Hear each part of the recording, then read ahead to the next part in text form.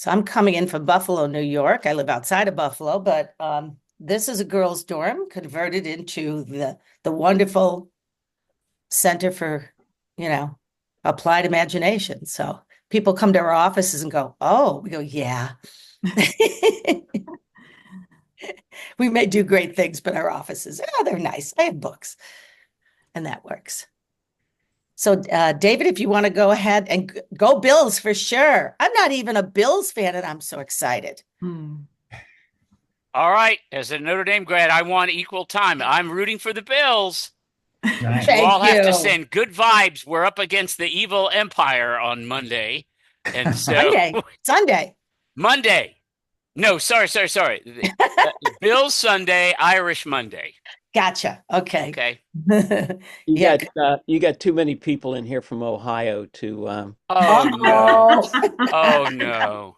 now All right. I've started something. Uh, Now, if you'll confess, no, I don't want to do that. I don't want to lock them out, right? Eject them from the room for inappropriate allegiance. yeah, for the Buffalo crowd. All right, We, I, we I we think just have to know which Bengals to root for. That's really the big thing. that's it, David. Good to see you. So we're going to go ahead and get started. My name is Dr. Susan Keller Mathers. Everybody calls me Sue. And I am an associate professor here. I want to do a shout out to Dr. Molly Hollinger, who is our chair this year. She is interim chair as Dr. Puccio is out romping around England as part of his sabbatical. So, Molly, thanks for all the good work you do. Thanks, And everyone. Yeah, speaking of the Bills, he cut his um, trip to England short to make sure if they got into the Super Bowl, he would be back for it. Um, and fantastic to see so many people here tonight. This is a great turnout. yeah, thanks, Molly. And again, a shout out to David, who's always doing our technology. Um, so we will record this. If you wish to have your camera off, that's absolutely fine. We'll be spotlighting our presenters anyway during most of the time, and they have all kinds of great things to do with you tonight that have to do with higher education. But I wanted to welcome you, first of all, to our mini Creativity Expert Exchange. Some of you have been to them before, some are new, so thanks for coming. And this is the Center for Applied Imagination, Department of Creativity and Change Leadership. And I have the pleasure of introducing my two colleagues and friends who I taught with here in higher ed for a very long time, more than 2 decades, I suppose. Cyndi is Director of Possibilities at Creativity and Education. John is a professor of interdisciplinary studies at the Joint Special Operations University. But before that, like I said, they spent decades here. And I had an opportunity to collaborate with both of them quite a bit. And it is a special place when you have people of their caliber who are master teachers to be able to collaborate with, team teach. So I just wanted to turn it to the instructor just for a minute before I turn it over to them, because as an instructor, my two colleagues challenged me to be a more creative professor. And I think we do a lot of creative ways of operating around here and creative pedagogy. But when you have somebody like Cyndi Burnett, who used to be a professional actress, and you team teach, all of a sudden you're moving around more than you thought you could and try to follow what she's doing, and everybody else is trying to follow it. And all of a sudden your class is taking to a different level because you're making it ring, you're making it swing, and she's really challenging you. So that's a special time when you learn some new ways of operating that were uncomfortable for you, that you now feel more comfortable because you had a good colleague who helped bring you more into different creativity skills. John had an opportunity to team teach with him, but really the story I want to tell about him is his love of new technologies, and hosted a conference once in what was it called again? Now I forgot. Second Life. Second Life. And so that challenged me. There was a lot of movement in that because I couldn't figure out how to sit. Somehow I had a helmet on my head. I was going to present something. And it was this amazing opportunity to try to go more international in the way we did things at a very early time. So I thank both of them for challenging me. And I love the fact that even though they're not here full-time, retired and on to other things, they'll still come back and say, Sue, what do you need? What do you need for your students? Now, who does that? That's the kind of colleagues. So I want to turn it over to Cyndi and John, and thank you for doing this mini C. Thank you so much, Sue. And I will just start off by saying that the work you're about to see that John and I have developed is actually based off the work of E. Paul Torrance, who was known as the father of creativity in education. Now, E. Paul Torrance died in 2003, but one of his students was Dr. Mary Murdoch. And Mary Murdoch was a full-time faculty member at the Center for Applied Imagination. They've changed their name. I'm still not used to it. The Center for Applied Imagination, when I arrived in 1999 as a graduate student, and she was a mentor of mine.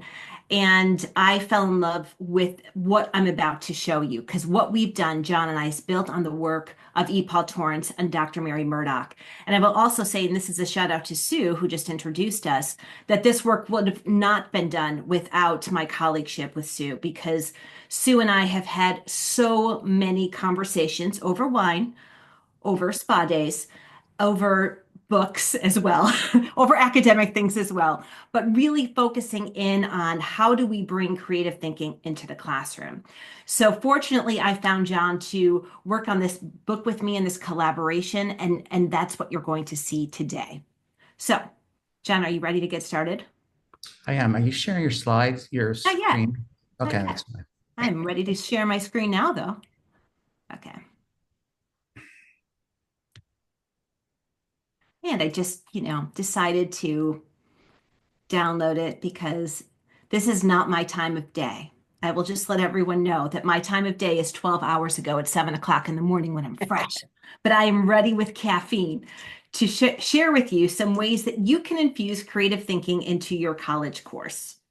So what's our goal for this next 50 minutes? One is we want you to look at your lessons in a different way. The other thing we really want you to do is to understand how to infuse creative thinking into any content area. So we have lots of examples, and I will tell you that we had 33 college professors who contributed their ideas for our book as well. And if you complete that survey, I will send you the first 3 chapters so you can get a feel. But I just want to give a shout out. I see Jim Friedman, I see David Iman in there, who were both contributors to our book as well. So not only was it John and I's thinking, and Sue is also a contributor, but it was also a host of 33 college professors from around the world. And what we want to do today is to show you some very simple things you can do to infuse creative thinking into your content.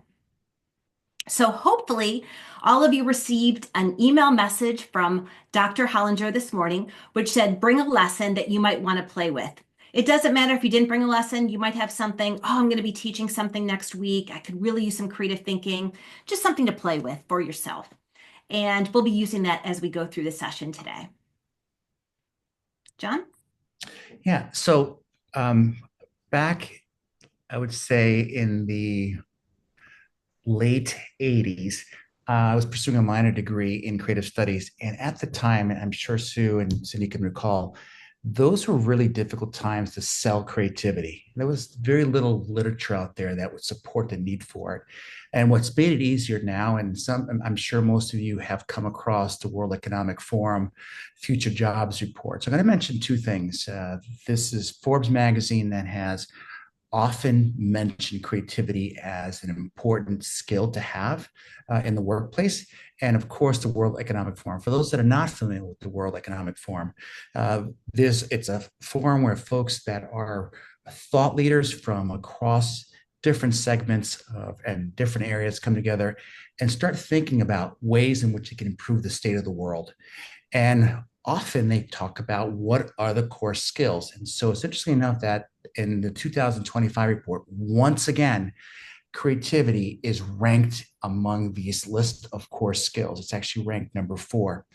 And so one of the things that they often mention in this report are what are the trends that are now emerging that is leading to people identifying the creativity as a core skill. I could just mention something that I just looked at the report.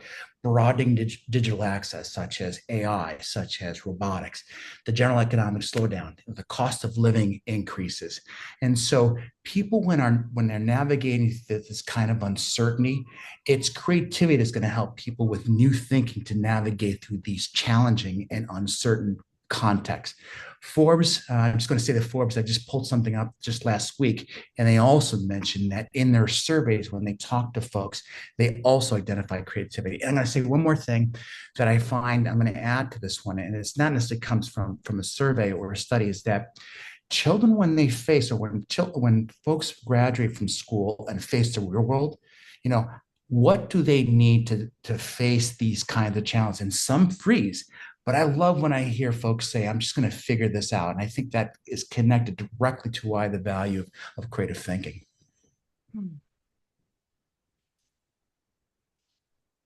So this is just highlighting what I was saying about it's that the need for navigating complex problems and managing change. So when you need something to hold on to navigate something that seems so ill-structured, ill-defined, it's creative thinking that actually makes people feel like they're empowered.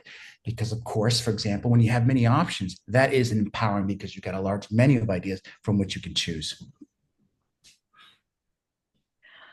Okay, so we've made a little case for why. If we had a longer time, we'd make a case for why. But given this is an expert exchange, we didn't feel it was really necessary to get deep into what is creativity or why we need creativity, because you're all experts, right? So this is an expert exchange.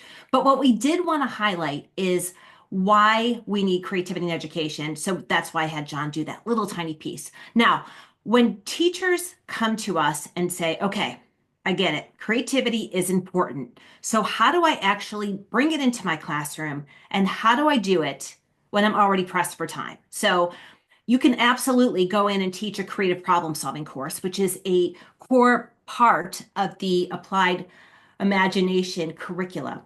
And you can go in and you can teach your students creative problem solving. But what if you don't have time to teach creative problem solving? What can you do? So that's where we're going with this.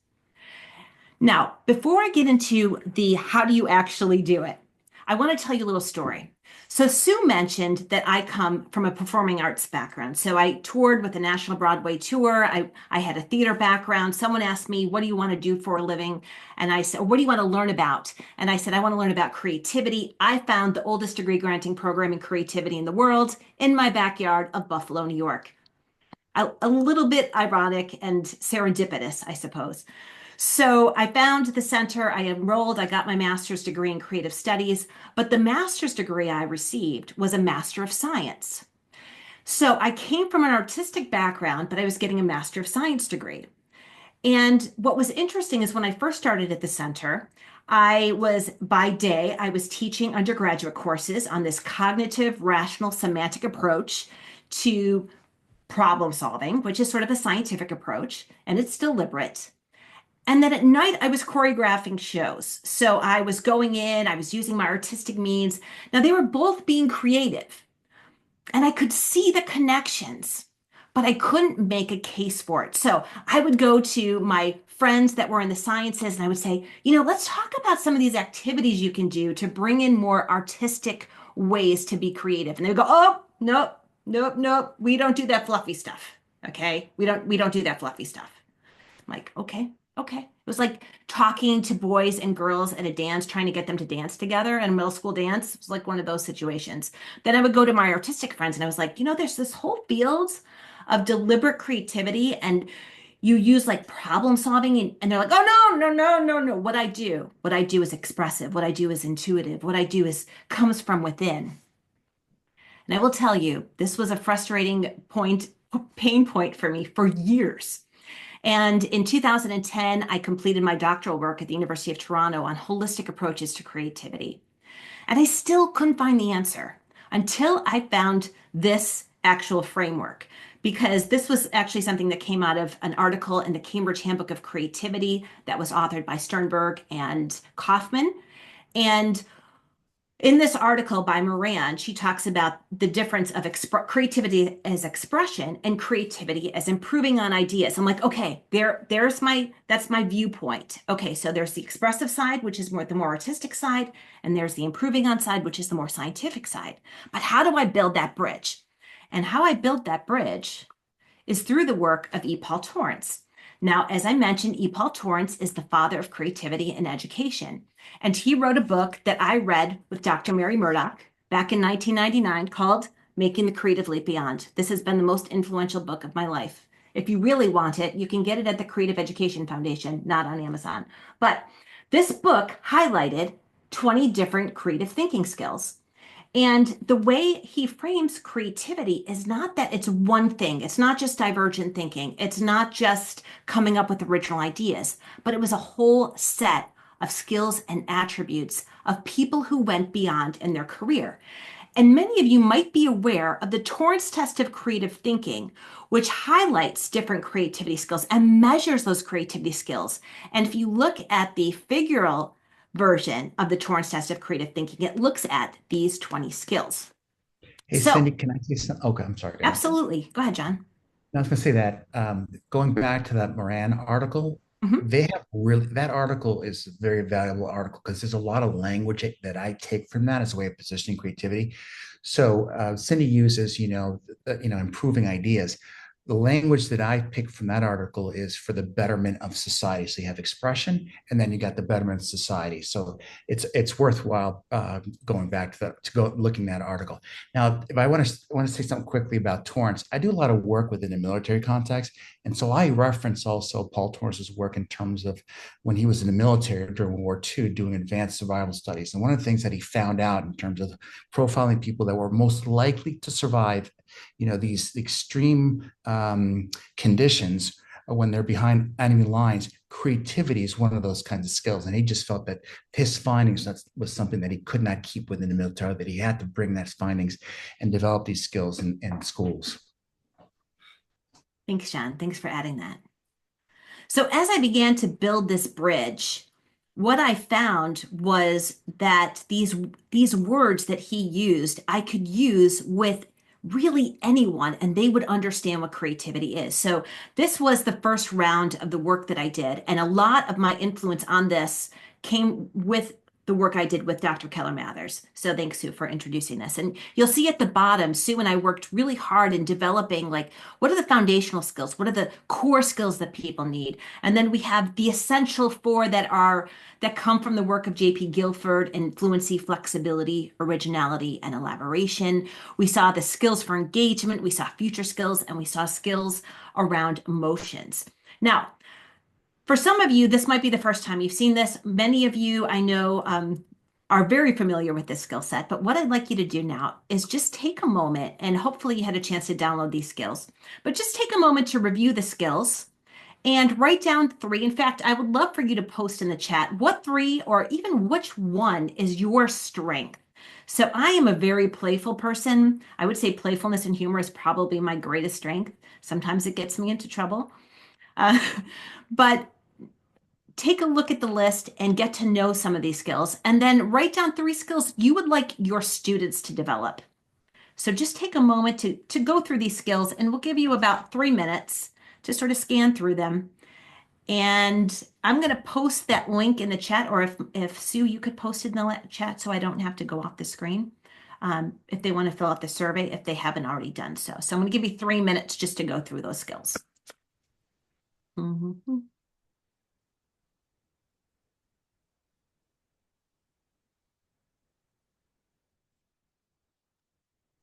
You want them to do 3 that are their strengths and 3 that they want to do with students. Is that correct? Oops, you're muted. I don't know why.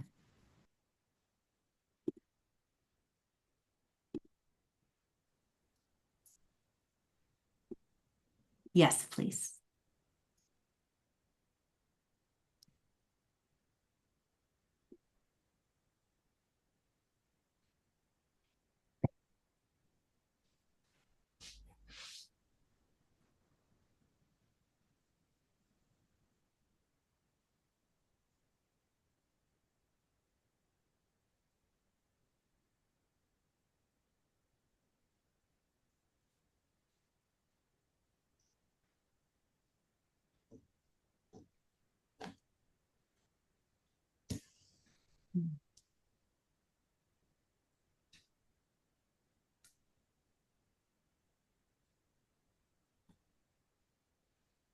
I will also mention that these 20 are not the original 20 that Torrance outlined. So I actually worked closely with Sue and we looked deep into the literature to identify some of the skills that we felt were missing. So curiosity, mindfulness, embracing ambiguity, risk-taking.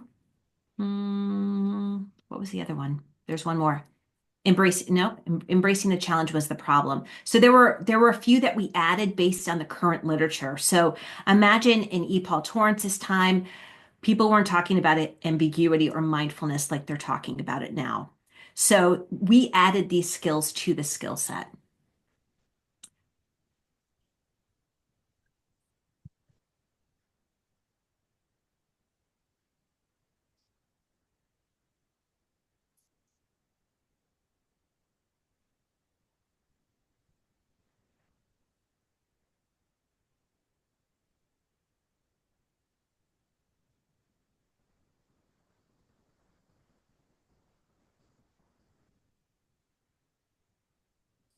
Okay.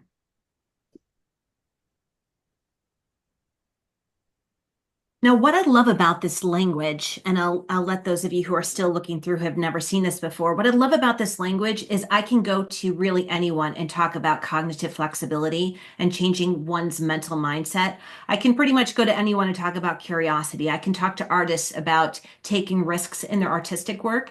I can talk with business people about taking risks in business.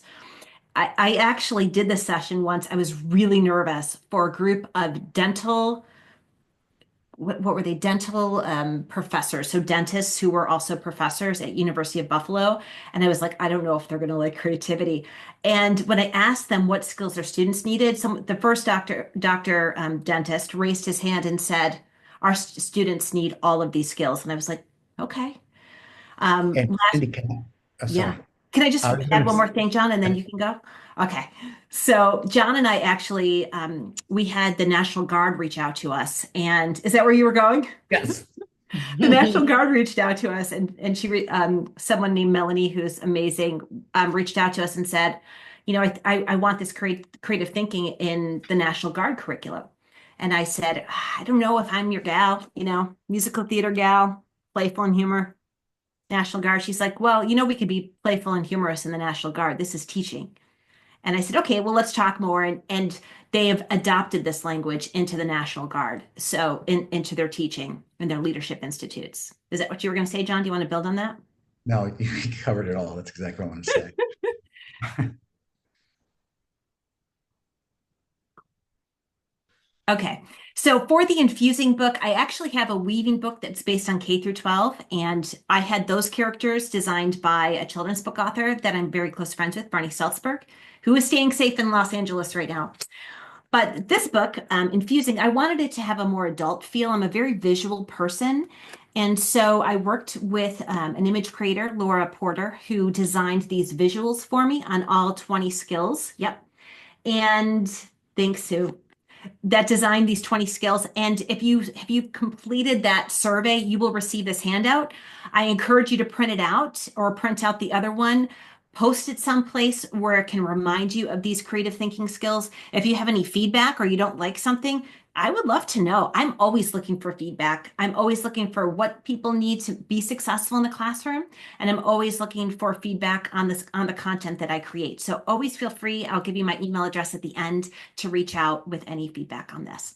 But I know from talking with a lot of people that they appreciate these visuals because it helps them wrap their head around some of the different skills without necessarily having to go into the literature and definitions. But I will tell you, and this is John's part, John? Yeah. So one of the things that Cyndi and I discussed when we were putting together this book is that how do we make these skills, how do we present these skills in a way that helps other people to present it to their audiences? And there are some folks that may see creativity as something that is frivolous. other people say, look, I need some tools, or I need something to position these tools so that my audience is much more willing to embrace it. And so one of the decisions that we made is that for each skill, let's go do the literature review and highlight some key scientific studies that could support these. And so I just brought two from a couple of the chapters. This first one's a classic one. This really comes from striving for quantity when you're generating alternative, or many ideas. And so Cyndi Parnes, as many of you know, was a chair of the department and was a developer of the creative problem solving process. And so he did a study that's called, in the cognitive science, it's called the serial order effect, meaning the first series of ideas that people generate in a group tend to be ideas that are familiar. They've seen them before, they're true and tried before. The second series, when they keep pushing and extending their effort, you start getting into ideas that are considered novel. But if you push even further, you start getting ideas that are novel and sophisticated. And so one of the things that they found in his study was that when you got judges to evaluate, these are people who are experts in the domain, when they judged the ideas, right, they determined that most of the ideas, the better ideas, came in that last third, what to call the third, right? So one of the things that I do is when I take that kind of science, I position why it's important to strive for quantity. And so when I put it into practice, I will take a group of 30, for example, and I can easily, let's say within a half a day, get them to generate close to 400 to 500 ideas.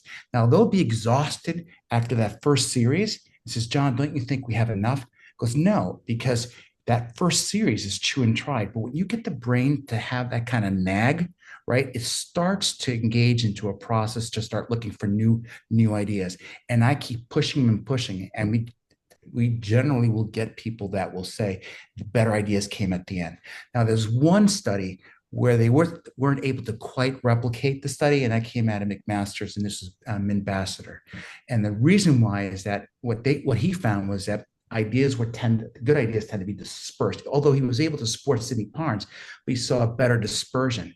And the reason why he was able to get a dispersion of good ideas, even in the first round, that first series, is because people were trained in creative problem solving. So these are the kind of discussions I have with folks when I'm trying to support these skills as you see them in the book. The second one, being flexible.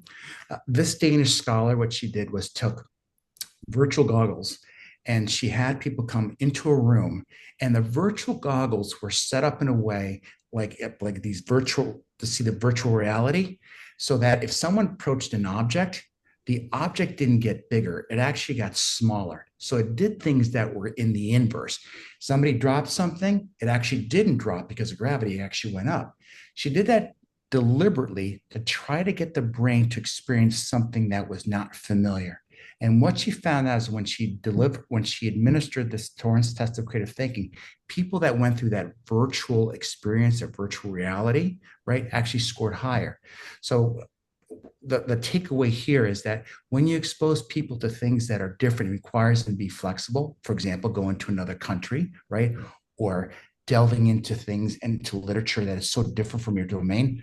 Those things contribute to flexibility, requires flexibility, but it also contributes creativity. So what I'm sharing with you is what I position, how I position these skills in the classroom, but each chapter has studies that support each of these skills. Thanks, John. So, and I just want to give a shout out. I see Nate Schwagler, who is also one of our contributors, is on. So Nate, thanks for joining us today. So lessons. I want you to take out your lessons because now it's time for us to play. My favorite part. Does everyone have a lesson? All right. So here's what we're going to do. We're going to look at my lesson to start. Now, I loved the first day of school. My whole life. I remember as a child walking in and having my outfit completely picked out every day and down to like the socks and shoes and coat and everything that I was going to wear. And I still loved the first day of class.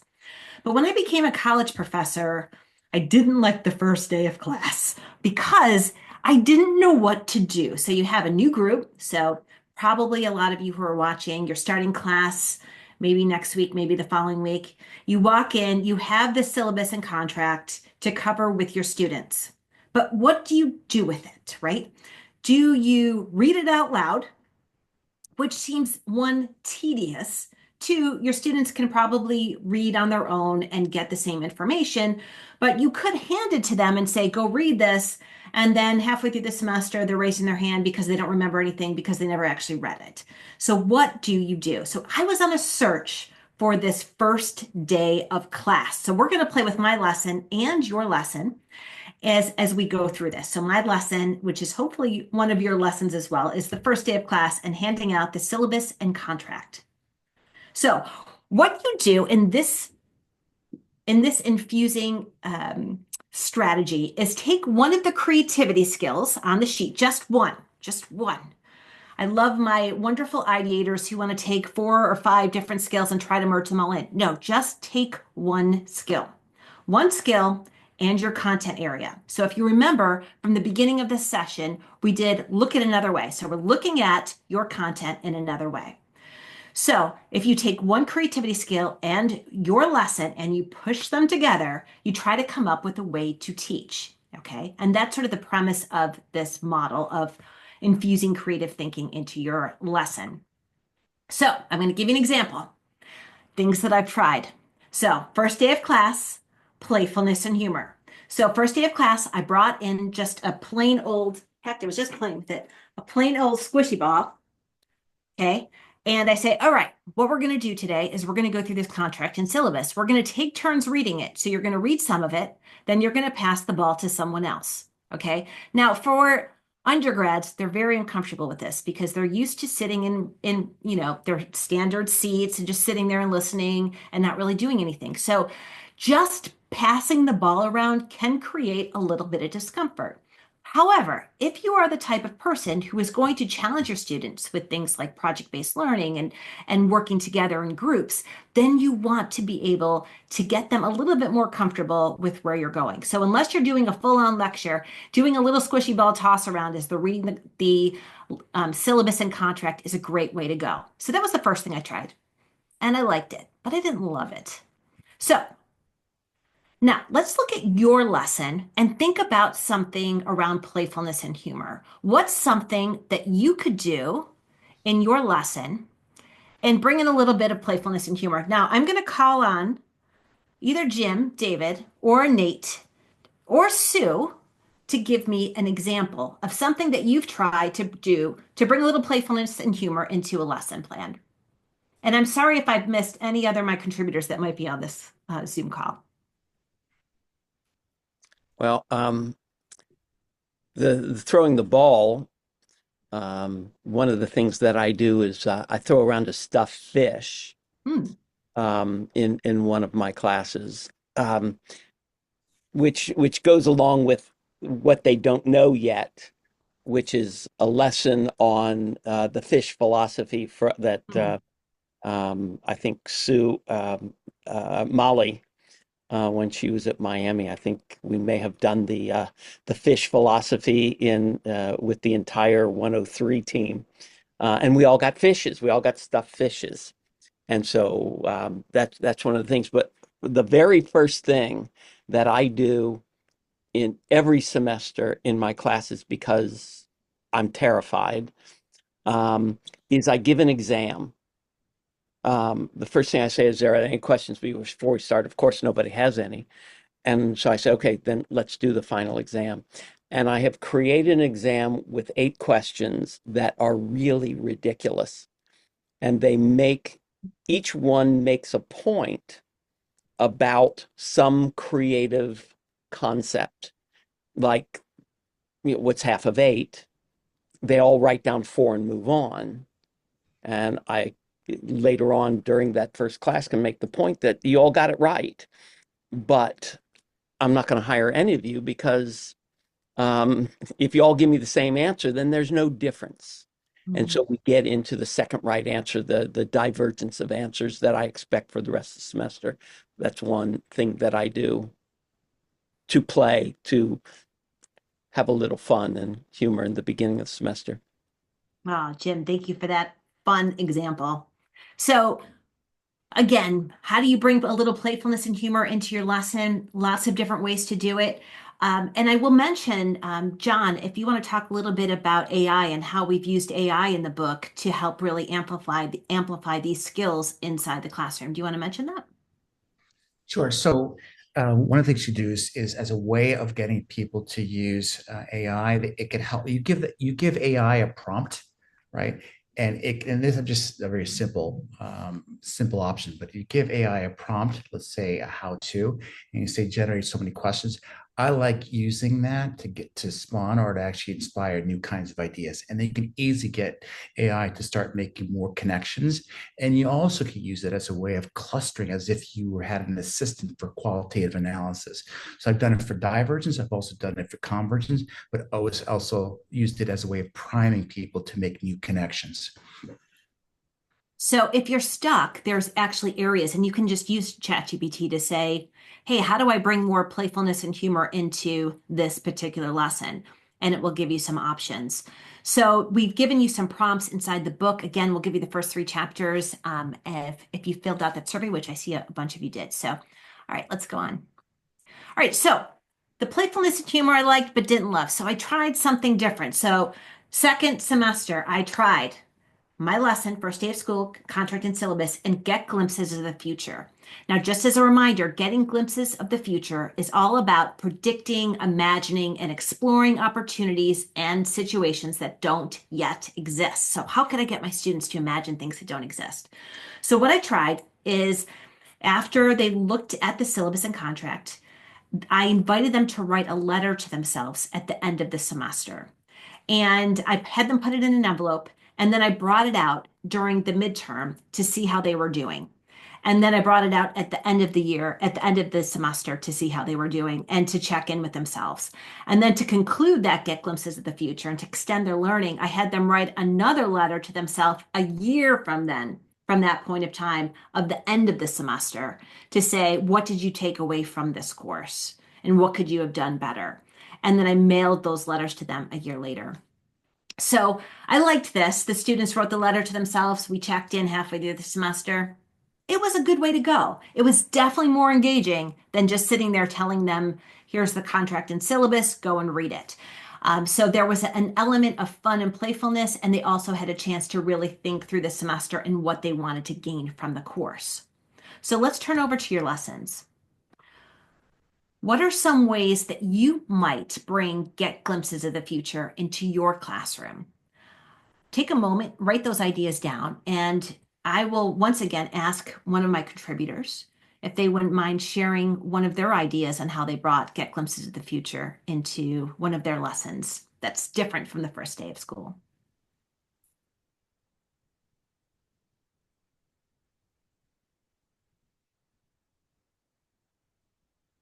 Take a moment.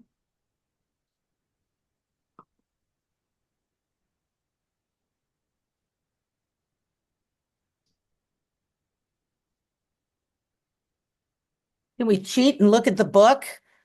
You can absolutely cheat and look at the book. And Caroline Cuesta, I see you there. She's another one of my contributors who is also here. I'm gonna find all of you.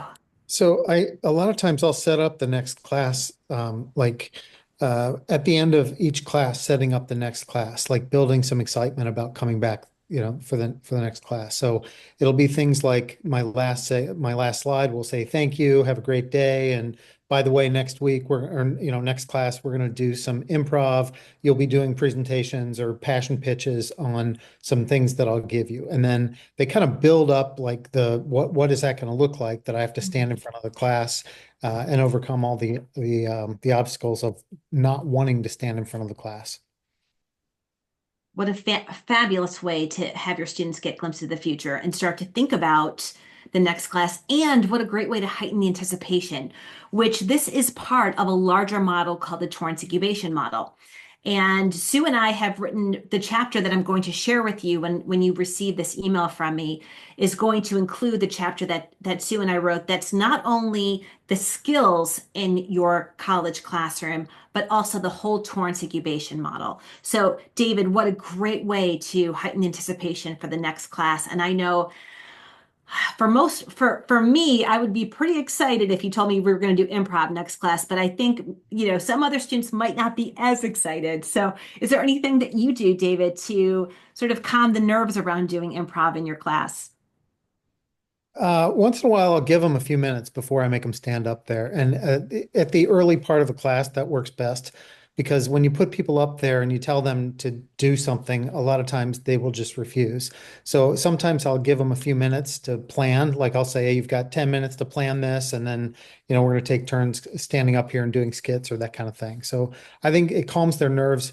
Uh, for the first bit by giving them some time. And after a little while, you start to point out how endearing it is when people don't do things perfectly. Just, Mm. we don't look bad. We're more endearing when we screw things up a lot of times. Yes, we are. Thanks, David. Okay, so I liked those two options, but I still wasn't convinced that that was the way to go. So, third tryout. Had my first day of class. So this is 3 semesters later. Tried to have my first day of class, had my contract and syllabus, and I brought in the skill curiosity. Now, just as a reminder, curiosity is all about asking questions and reinforcing the internal urge to learn. So, how do I get them to be curious on the first day? So, here's what I tried. They came in on the first day of class, and I gave them the contract and syllabus. Then I gave them each 20 post-its, and I asked them to generate questions about either me, the content, the contract and syllabus, or anything else related to the course. So 20 questions, 1 question per post-it. Okay. So this is what I tried. And I came in. Now, this was really interesting because I come in the second day of class. Again, they were supposed to have 20 post-its with 20 questions they had about my course, me, or the contract and syllabus. Now, some of the students came in and they're fumbling through their post-its, like, what are we supposed to be doing with these things, right? Didn't listen to the directions at all. So I make a mental note to myself, okay, I might need to give a little bit more clarification and check in with these students more often. Then I had the students literally copying, writing down, what did you write down? Okay, what did you write down? Copying the person next to them. I'm like, oh boy. So then I had a few students who just wrote, like, I only came up with 2 questions. I don't really have any. I had 2 questions. I'm like, all right, choose a starting point.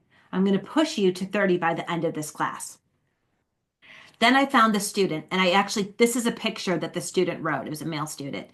And I went over and I was reading these, and I was like, wow, this is a student who just by looking at what he created. So 10 seconds of looking over this, I'm like, he is got a lot of ideas. He's fluent in his ability to generate ideas. He has really gone into flexibility, cognitive flexibility. He's come up with different types of ideas. He's interested in the course. He did the work, so he's a hard worker. He's motivated. I was so excited when I saw the students' post-its, and they were sort of all, and I said, can I take a picture? And he said, I guess so. And I said, I want to speak with you after class. Now, this was a freshman, and it was his first semester of class. And I said, I want to speak with you. And I said, I'd like you to consider a minor in creative studies. I'd like you to meet with the chair of the minor. Later on today, I'm going to bring you over. And so he did. I said, I think he would be a great candidate for a minor program. He wanted to do the minor.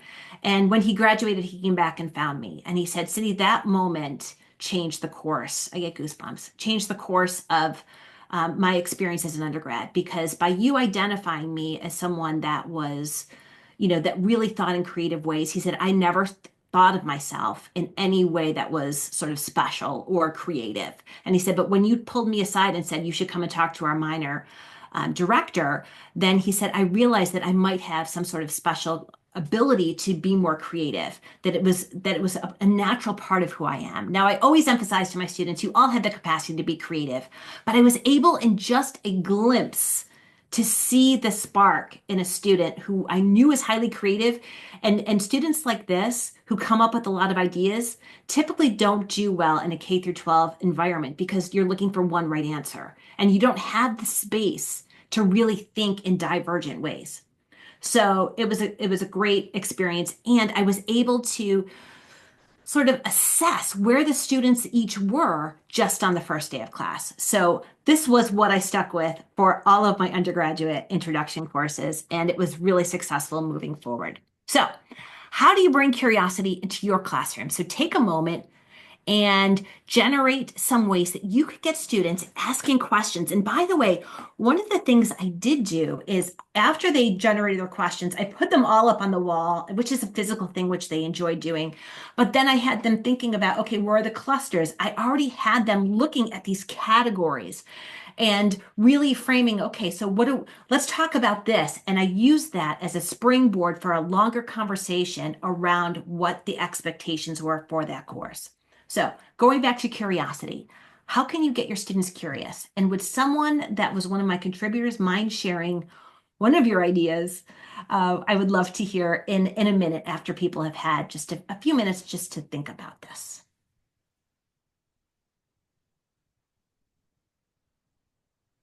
Hmm.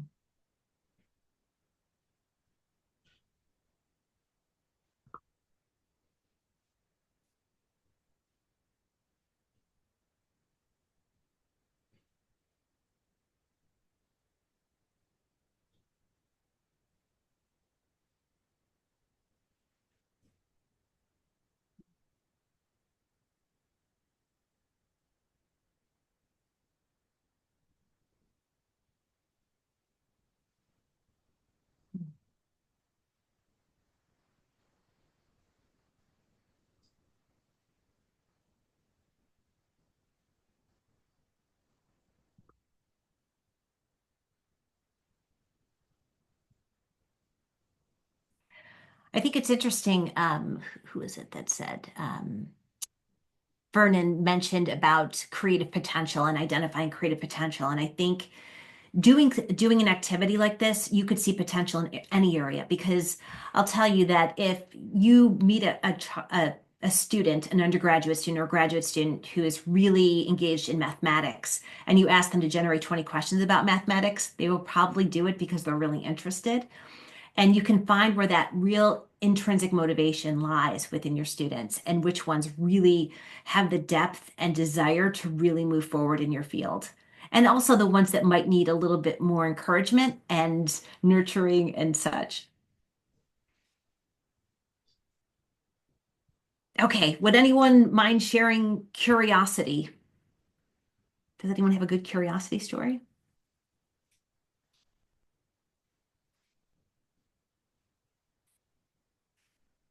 Nate, I know you have one.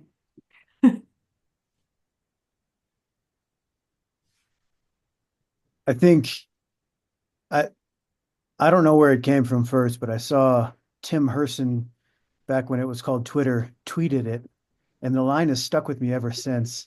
And it was curiosity killed the can't. Hmm. And I started building that into discussions on curiosity, which directly connect to openness to experience. And we know that correlates from a Big Five perspective to creativity in a meaningful way. And one of the ways that we started to kind of bring that to life in the classroom is around deliberately introducing constraints and being very deliberate with our what ifs. So constraints become fun straints if you are playful and humorous with the way you deploy them.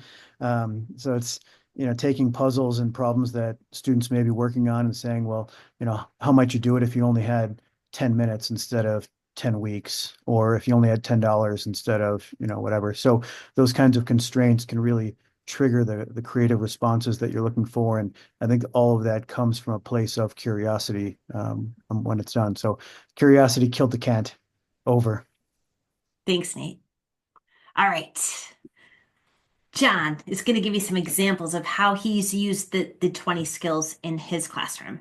So let me give you the backdrop to this story. I was teaching a class, Principles of Creative Problem Solving, and each semester that I taught this course, whether it was through a full semester or a 1 week long course, people would tell me after I had given them like this article to read, and this would be towards the end of the semester that I would sign this article. And people read through it. And then when we got back to talk about the article, what was consistent is that article is very dense. And I was also hearing people tell me that, John, class was great. It was like dynamic and it was high energy. And all of a sudden you hand us this article.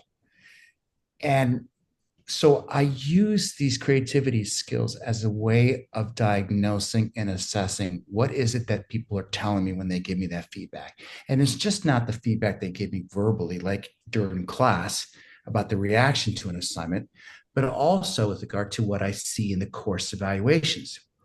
And so what I was hearing from what people were telling me, and interesting, I'm seeing Perry there because I know Perry's joining us, in this session. He's also in this photograph here, is what I was hearing people tell me is that they wanted something that would make this article come alive. And I connected it to when I hear energy and everything was great. It was fun, dynamic until you brought this article together. And the article was around the thinking skills model. It made me think of playfulness and humor. And so what it led me to was Lego brick. And so let me give you a description of how I made this article come to life. I signed small groups. Each respective small group got a section of the article. And so I would tell the group, read the article individually, just read the article. And then what I want you to do is after you've read the article, I want you to discuss it with your small group, your understanding of that section.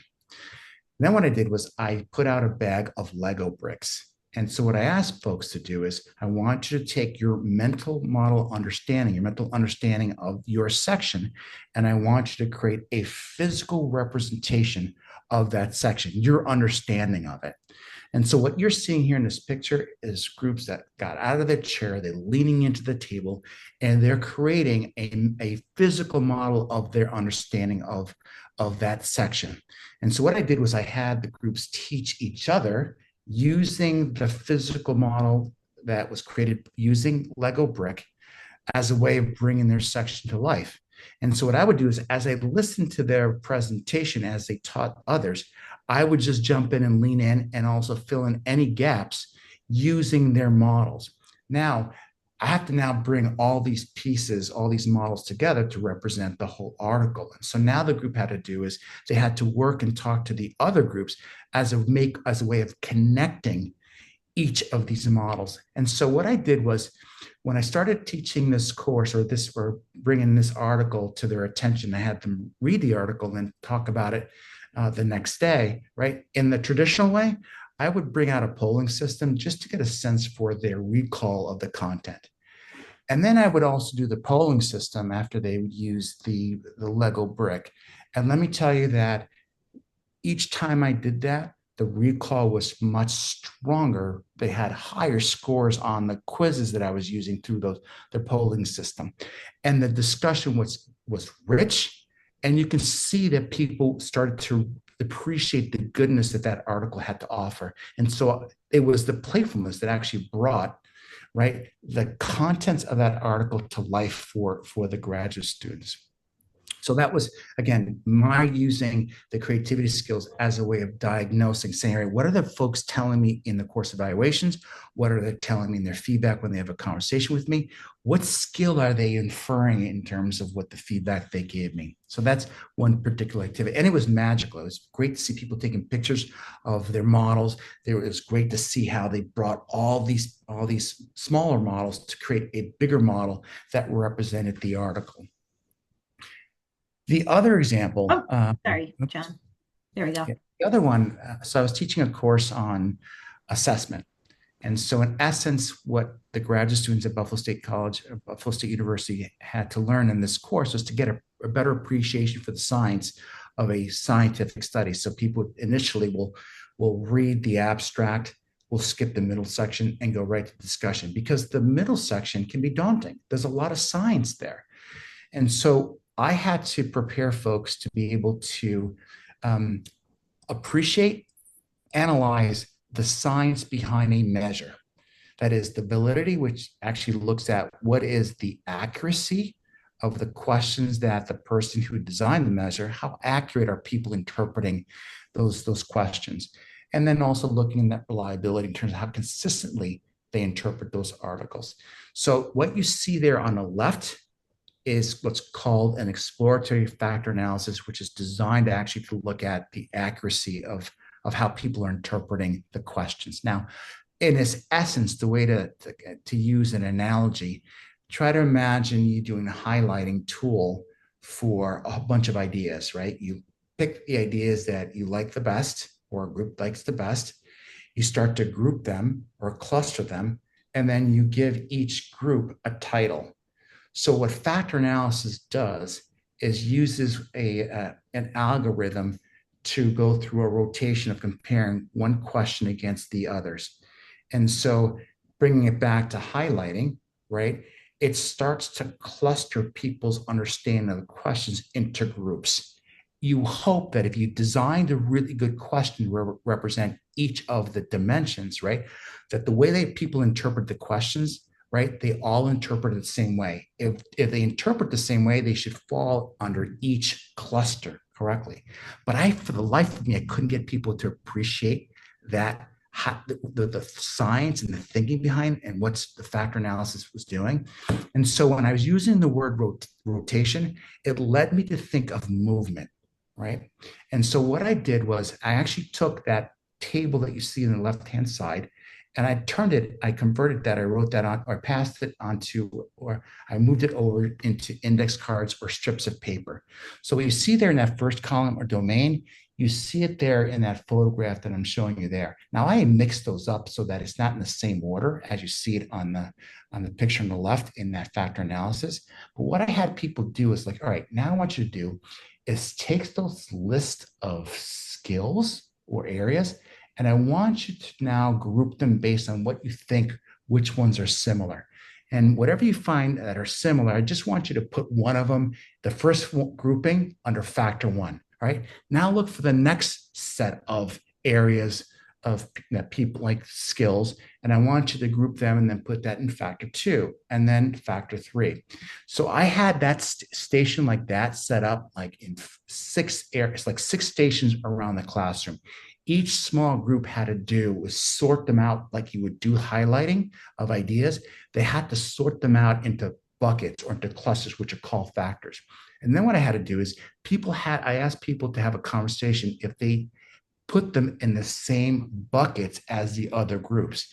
The ones that were unable to do that, right, or where they were in agreement among the small group, there was such a rich discussion, which led people to now make a connection that if people don't agree on the interpretation of these domains, there might be an indication that you may have an issue with validity, that is the accuracy in terms of how people are interpreting these questions. And so it was this notion of having people move these things as if you were highlighting that made this factor analysis actually not only come to life, but people could understand, how actually a factor analysis operates to get at validity. But it was just great to see people in each of these stations moving things around and getting into debates with other people. So the less debate meant that there was actually consensus among the accuracy of their clustering. So I hope that makes sense. It was just nice to see movement. And now people were able to work off of that kind of exercise where they used movement, and they felt much more comfortable actually diving into an article and actually interpreting what is a factor analysis based on looking at what they did with motion and connected to this factor analysis table that you see here on the left-hand side. All right, one more example I'm going to give, and this comes from Sue and I's work together in team teaching CRS 560, which is also known as the Dead Scholars course. So Sue and I were giving this presentation, and when we started teaming this, I said, Sue, we have to change it. So we had all the classic scholars in the field of creativity, and we had a set of probably 25 slides just like this that, white slides, picture of the scholar, a little bit of information. I was like, let's do something different. So we decided to pair this with Visualize It Richly and Colorfully.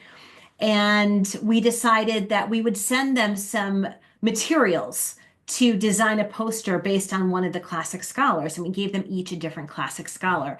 And this was over the course of a week. Actually, David Iman, I think you were actually in this classroom. And that's what our class looked like as a result. And I will tell you that experiencing the classic scholars in a way that was visually exciting and was very engaging was a transformational experience for all of us, not just the students, but for Sue and I as well. In fact, we have one graduate who I think she went through the course 15 years ago and still brings it up every single time I see her. So we have this example actually written up in the chapter that I'm going to send you. If you filled out that survey, I will send you that, the Google Drive with the chapter that explains this entire story to Can I add something to that, Cyndi? That absolutely. one of the things that was great about what you did in that, with that wall is that it invited people to continue revisiting the wall and reading stuff over and over and making new connections. So it actually extended the learning and made it a heck of a lot richer. And I also thought when when I took pictures of that, Cyndi, one of the things that is I found people that were not even in the class, either other instructors or people who actually staff working, to clean the hallways. I would see them in the class reading these things, because they were actually just in awe of it. But to get people to actually be curious and find out and read through that was what was wonderful to see. So to conclude, this is the book that we just published. Again, we had 33 wonderful contributors as well. Lots of stories in this book, all focused on the 20 skills. Lots of research, AI stuff as well. And 3 chapters are in that Google Drive I'm about to send you. And you get examples from across a variety of disciplines. Yes, very, very diverse groups. I am also, I just want to mention, I'm the co-host of the Fueling Creativity and Education podcast. We have done over 100 interviews with leading scholars, practitioners, and educators in the field of creativity. We are launching season 10 coming up very soon.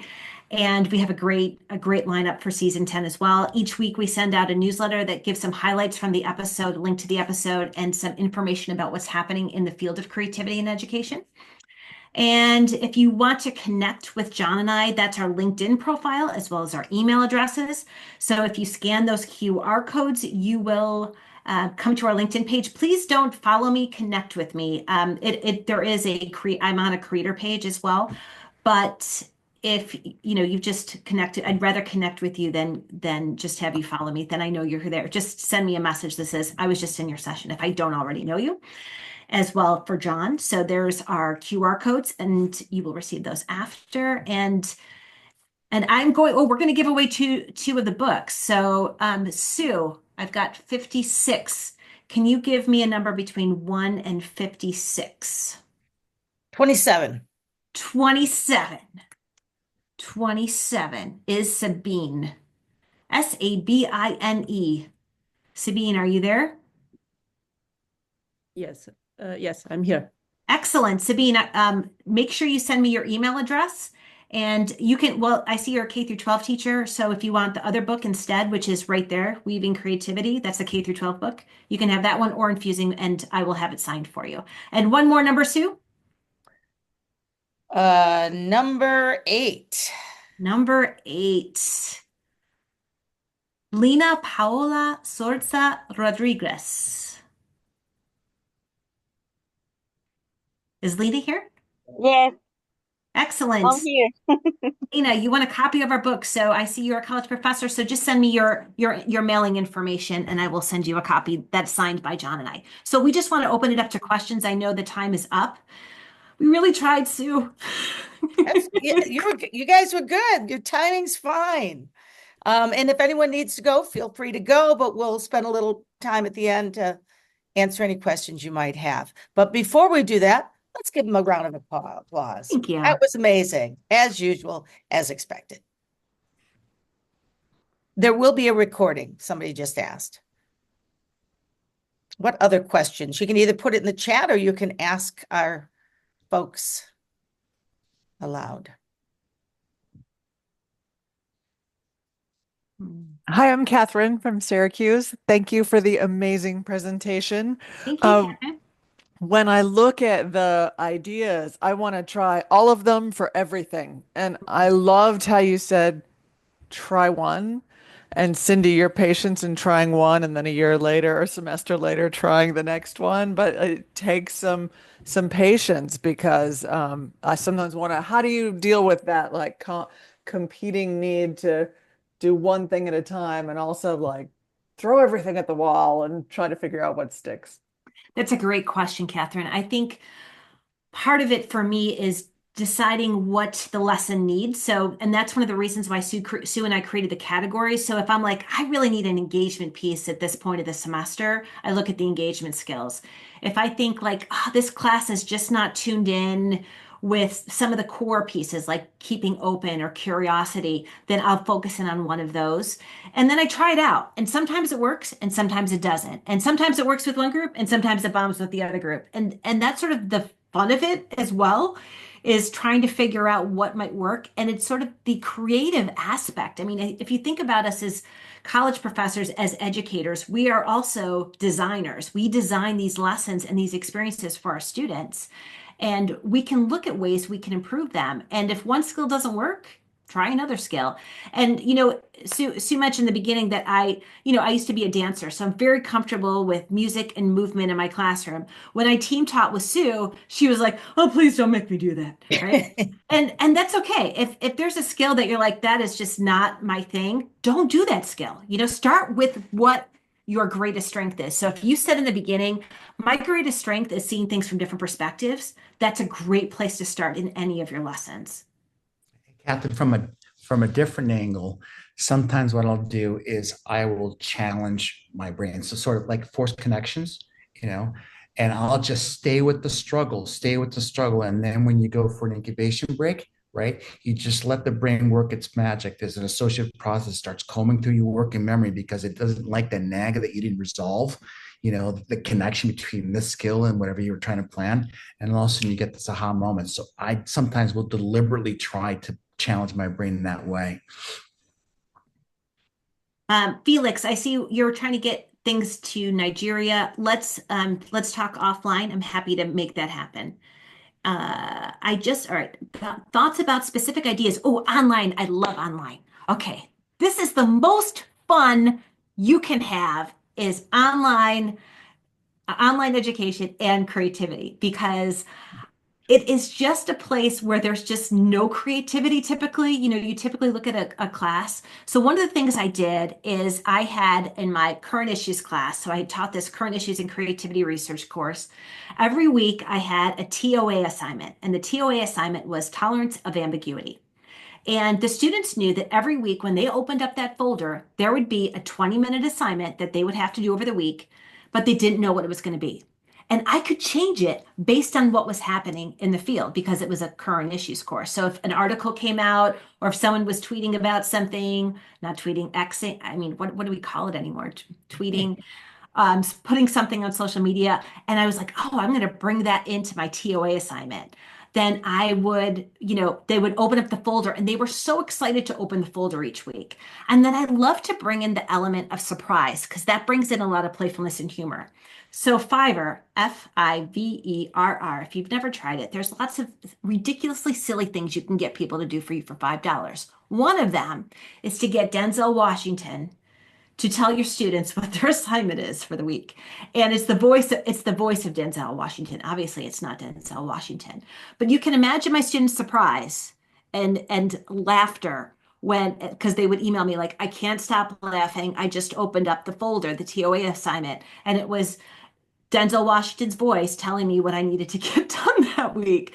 So it's a way to play with your students, a way to engage with them in different ways. So even if you give them an assignment that's to look at things from different perspectives and share those different perspectives, it doesn't all have to be playfulness and humor, but really getting them to think about their own knowledge and what they want to contribute, helping them to put ideas into context, which isn't a skill we talked about today, but is one of the 20 skills. And a skill that I absolutely love is like, why is it relevant? So why is it relevant to you? So instead of just having them do random discussion boards, and I remember a student saying she had